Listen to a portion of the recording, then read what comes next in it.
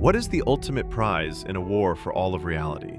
It's not a throne or a gauntlet, it's the God who holds every timeline in his hands, a living, breathing multiverse. For years we were told this power would be challenged by a conqueror, but the board has been wiped clean. The old villain is gone, replaced by a legendary emperor. And what looked like a production crisis, a moment of chaos for Marvel Studios, was actually something else entirely. It was the final, missing piece of a much grander, much darker puzzle falling into place. You're about to see that this wasn't a panic move, it was destiny. Everything is connected. Get your temp pads ready, find a comfortable seat at the end of time, and prepare to have your timeline pruned. I'm Vericade, and today we're uncovering how a production crisis accidentally created the most comic-accurate and terrifyingly perfect path to Secret Wars.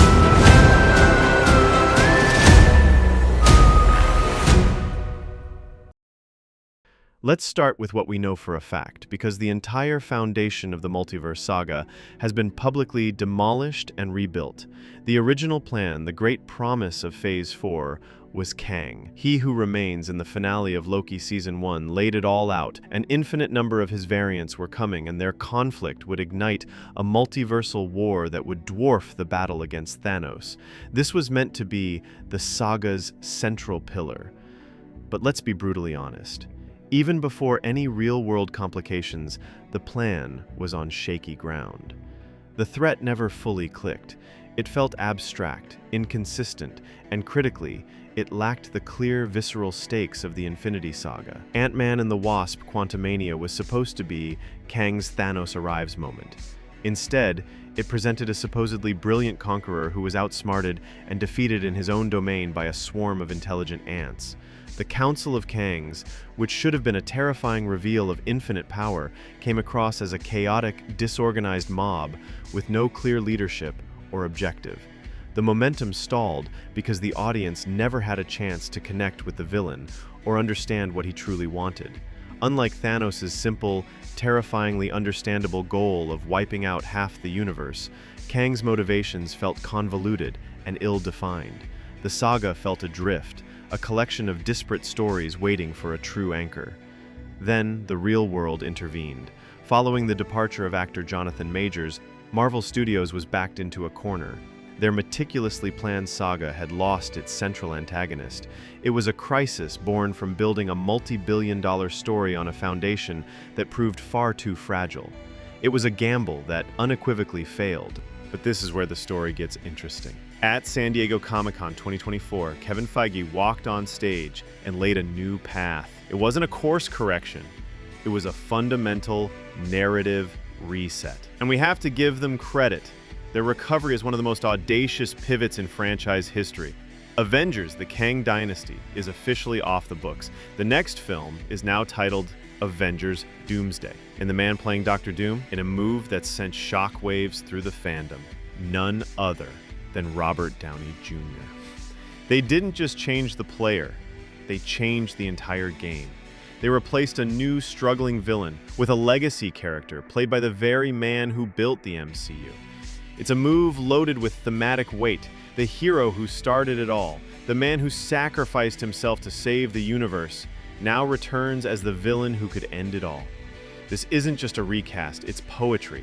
It creates a meta-narrative that resonates with the audience on a level Kang never could, and it gives the saga a new, terrifyingly clear focus. To understand why Doom's arrival changes everything, we have to go back to the man on the throne.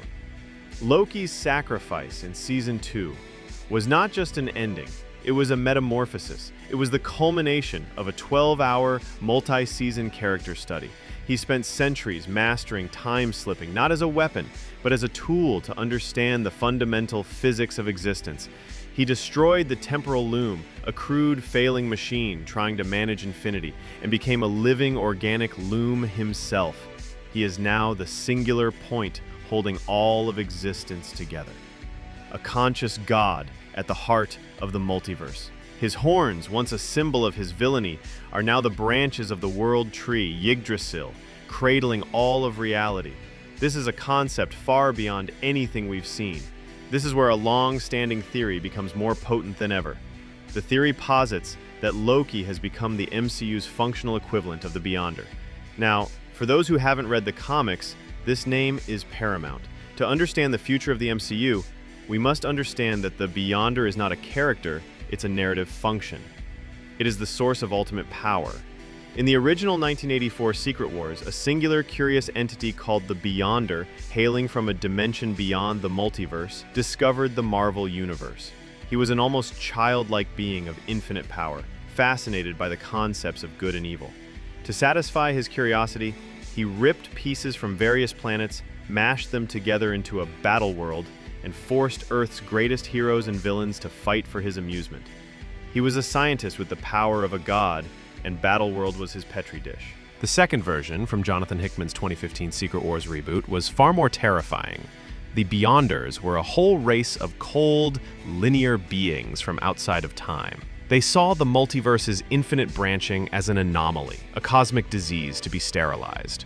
They were the architects of the incursions, the phenomenon where two universes collide, destroying one or both, which Doctor Strange witnessed in Multiverse of Madness. Their goal was the death of everything. In that story, Doctor Doom, through sheer intellect and arrogance, managed to confront them, build a bomb to kill them, steal their collective power, and use it to forge a new battle world from the last remaining ashes of reality, with himself as its god emperor.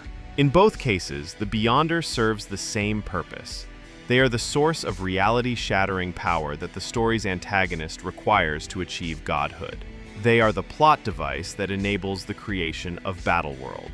Loki, sitting on his throne holding the raw energy of the entire multiverse, now serves this exact function. He is the power source waiting to be tapped. But the MCU has added a crucial tragic twist. The Beyonders of the comics were indifferent, destructive, or merely curious. They were an external force. Loki is a sacrificial Beyonder. He is a power source with a soul, with history, with love for the very realities he now holds. This imbues the coming conflict with a pathos the comics never had. The usurpation of his power won't just be a cosmic event, it will be a profound betrayal. So, let's put it all together. The MCU's multiverse saga needs an ultimate power source, a final boss for its ultimate villain. It has just transformed its most complex character, Loki, into a living, breathing multiverse who sits outside of normal time and space. He is the power of the Beyonders, personified, and now we know exactly who is coming to steal that power. This is where we revise the old theories. The narrative is no longer a messy multiversal war that Doom takes advantage of. It is now a direct, focused, philosophical siege. Dr. Doom's target isn't Kang's chronal empire, it's Loki's divine throne, and we've already seen a preview of his exact philosophy. Remember He Who Remains' final speech to Loki and Sylvie, "You may not be a devil, but I am, and I've kept you safe. If you think I'm evil, well, just wait till you meet my variants." His justification for pruning countless timelines and erasing free will was that he was a benevolent dictator. He argued that his tyranny was the only thing preventing a multiversal war that would destroy everything. He chose to be the villain to prevent annihilation.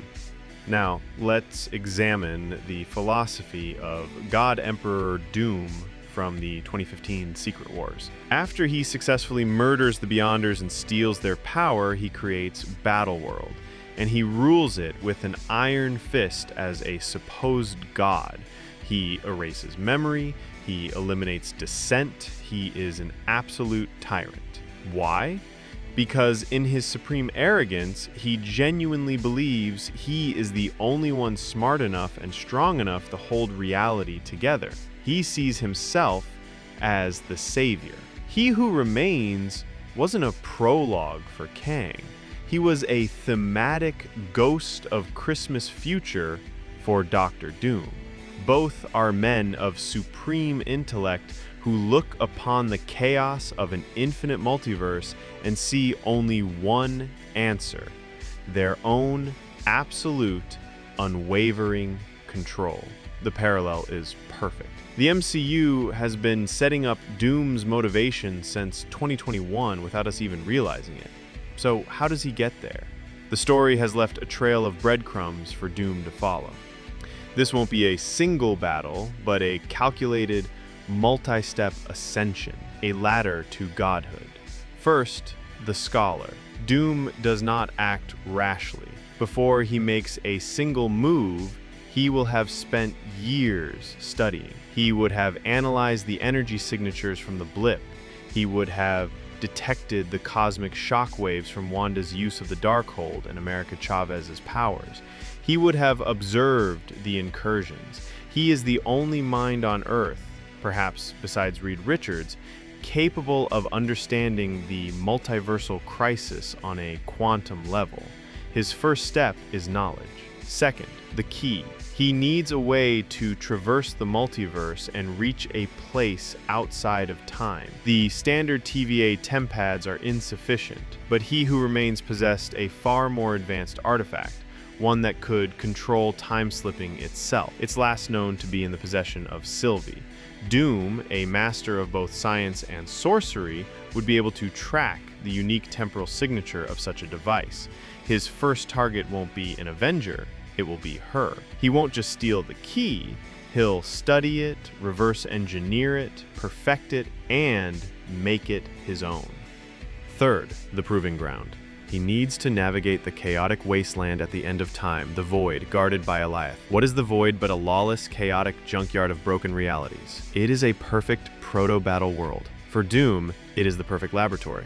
A place to test his technology, build an army from discarded timelines, imagine an army of Ultron bots, Chitauri, and forgotten villains, all salvaged and unified under his banner.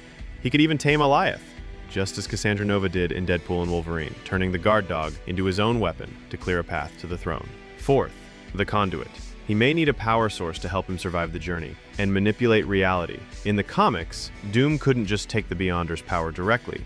He needed a conduit, a living channel named Molecule Man, to safely siphon their infinite energy. The MCU has its own world forger, Franklin Richards, son of Reed and Sue. In the comics, Franklin is an Omega-level mutant with the power to create entire universes. Doom has a long, twisted history with the boy, often acting as a sinister uncle and even his godfather. He will manipulate or capture Franklin, using the child's unique abilities as a cosmic lens to focus and steal the infinite power flowing from Loki's throne. This is how the Fantastic Four story becomes central to the entire saga. Now, as elegant as this theory is, we have to acknowledge the holes. Is this guaranteed?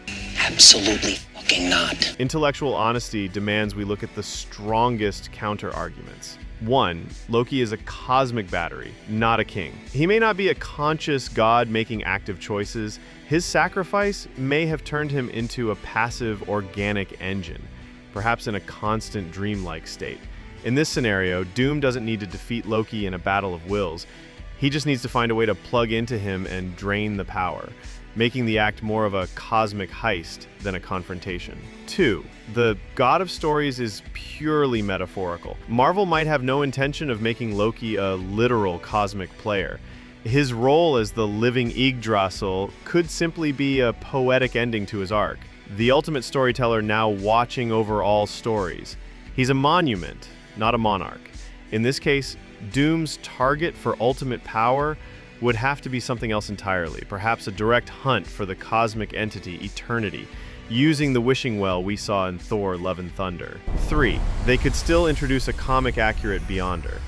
This is the simplest, most direct route. They could reveal that the massive energy radiating from Loki's throne has attracted the attention of a real Beyonder from outside their reality. This would create a three-way conflict. Loki, the Protector, the Beyonder, the Invader, and Dr. Doom, the Usurper, playing both sides to steal the ultimate prize in the ensuing chaos. But if our revised theory holds true, the implications are staggering. The entire multiverse saga becomes a deeply personal story about two of the most complex, arrogant, and brilliant figures in Marvel history on a collision course. For Loki, this is the ultimate tragic irony. The man who once screamed that he was burdened with glorious purpose and craved a throne above all else is now permanently bound to one. His final battle won't be fought with daggers, but with the silent, eternal will to hold reality together against the one man who wants to tear it all down. For Dr. Doom, this is the ultimate test. And with Robert Downey Jr. behind the mask, this is not just a villain, it's a dark mirror. Tony Stark was a narcissist who learned to be a hero, culminating in an ultimate act of self-sacrifice. Dr. Doom is a narcissist who believes sacrifice is for the weak. He believes true heroism lies in having the strength to take absolute control. The casting isn't a gimmick, it is a thematic atom bomb, allowing for moments where Doom could twist Thanos' own words.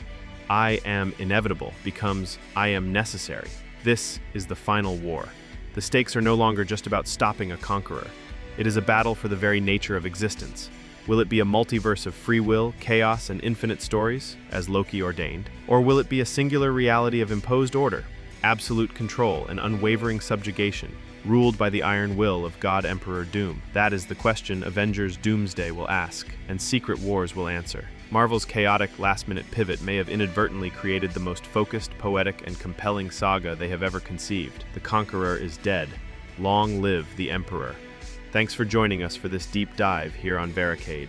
If you enjoyed this breakdown, consider subscribing for more analysis as the saga unfolds. Now, I'll leave you with one final question. Assuming Doom achieves his goal and becomes God Emperor, which character from the entire MCU has the will, the power, or the cunning to be the one to finally dethrone him? Let me know your theories in the comments below.